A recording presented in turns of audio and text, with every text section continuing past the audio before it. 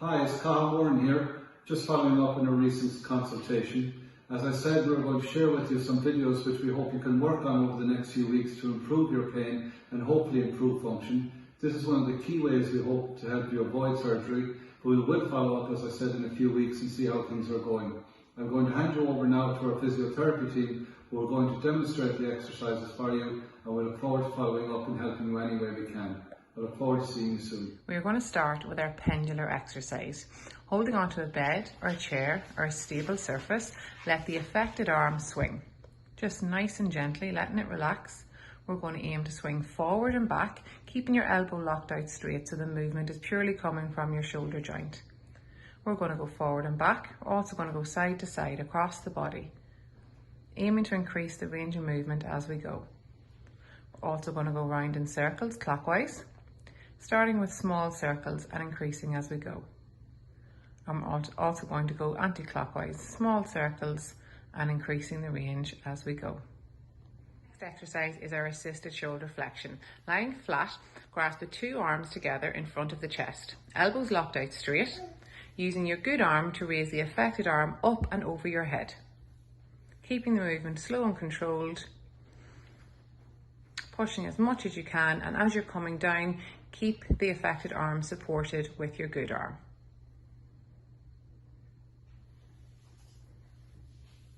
Next exercise is our assisted shoulder rotation. You can use a crutch, a golf club, handle of a brush for this exercise. You're going to keep the elbow of the shoulder you are stretching against the side of your body and push the stick horizontally as shown in the video, just to the point where you feel a slight pull without pain. You should feel the rotation in your shoulder, keeping the elbow in by your side and slowly back in. Next exercise is our active assisted abduction. Again, using a crutch, golf club or handle of a brush, you're going to raise your affected arm out to the side with your elbow straight and palm facing forwards. Do not shrug your shoulder or tilt your trunk. Always guide the movement with your stronger arm and slowly back down. For those who can actively achieve full range of movement, we're going to do some shoulder forward elevation. You're going to raise your arm upward, pointing to the ceiling, keeping your elbow straight and leading with your thumb as shown. Hold for 10 seconds and slowly lower. Repeat 10 to 15 times. Next, we have our active shoulder abduction. Raise your arm out to the side with elbow straight and your palm facing downwards. Do not shrug your shoulder or tilt your trunk. Repeat 10 to 15 times. Only raise your arm as far as is comfortable. Do not push through pain. Next, we have our isometric shoulder extension. Stand with your back against the wall and arms straight at your sides. Keeping your elbow straight, push your arm back into the wall. Hold it and keep that push for 5 seconds and then relax. Repeat 10 to 12 times. We have our isometric shoulder external rotation. Stand with the affected side of your body against a wall.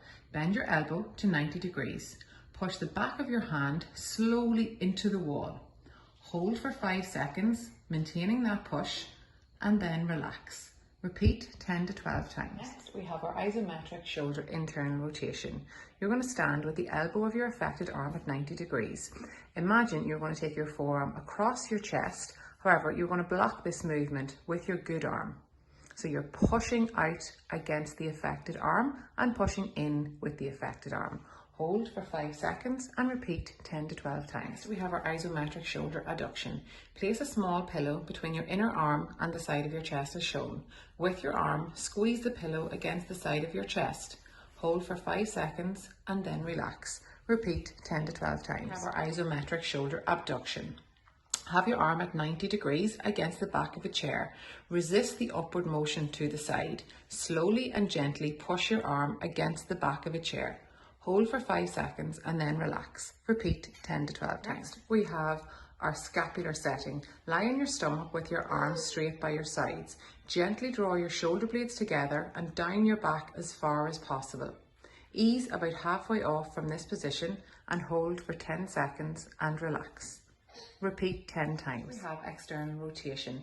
Lie on your side on a firm, flat surface with your unaffected arm under you. Hold your injured arm against your side as shown with your elbow bent at 90-degree angle. Keep your elbow against your side and slowly rotate your arm at the shoulder, raising the weight to a vertical position. Slowly lower the weight to the starting position to a count of 5.